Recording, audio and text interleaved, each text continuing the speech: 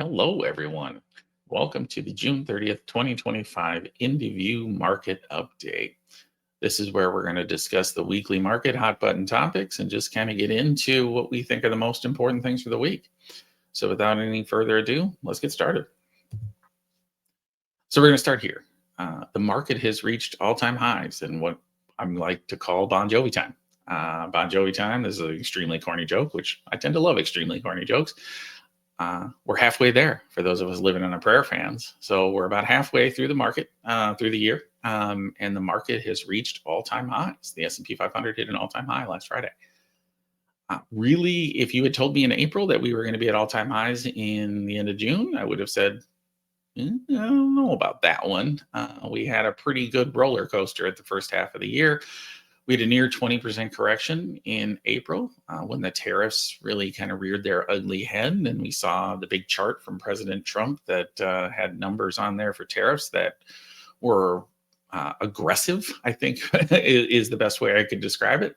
But the market has seen that there is definitely some fluidity to that. And I would call that a lot of fluidity to that. And most of it has brought down the volume rather than amped it up.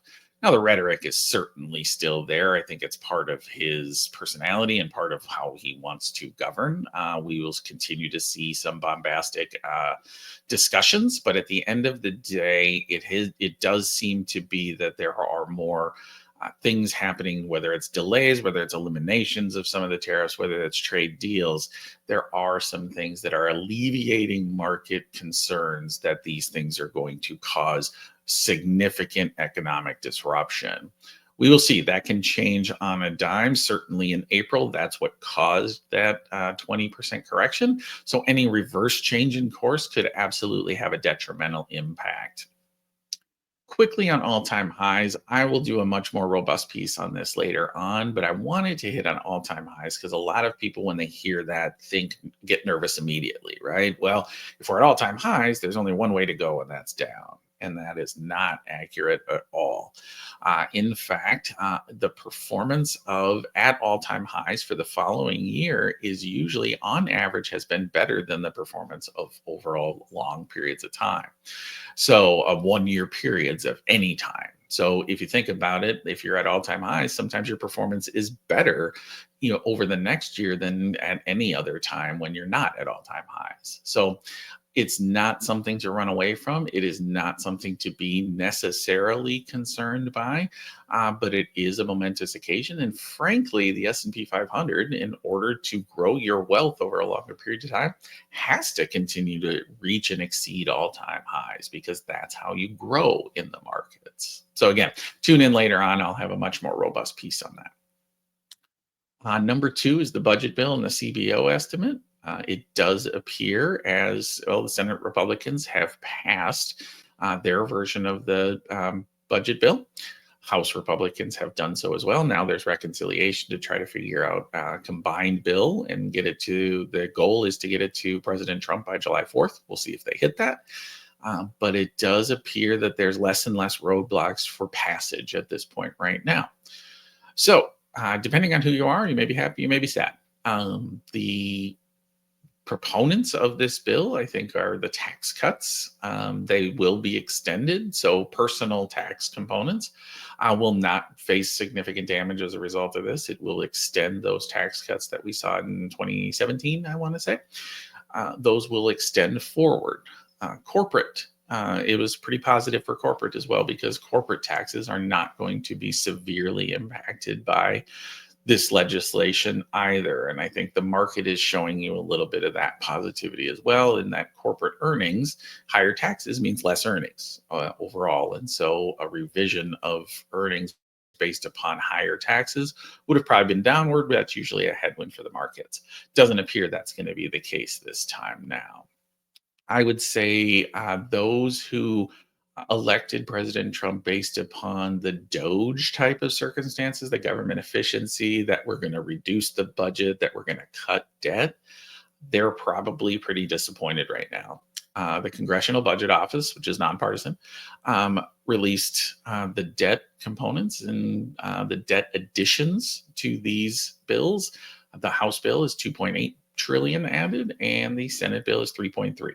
So, regardless of reconciliation, if you're reconciling two bills that create higher debt, chances are your debt's going to go up as well. So, those are probably the biggest disappointed people, especially those that elected based upon the component of reducing the debt. It does not appear at this point right now that this will be a debt reduction bill. Turning to unemployment, we have an unemployment report on Thursday, and really, I'll be watching most for any surprise changes.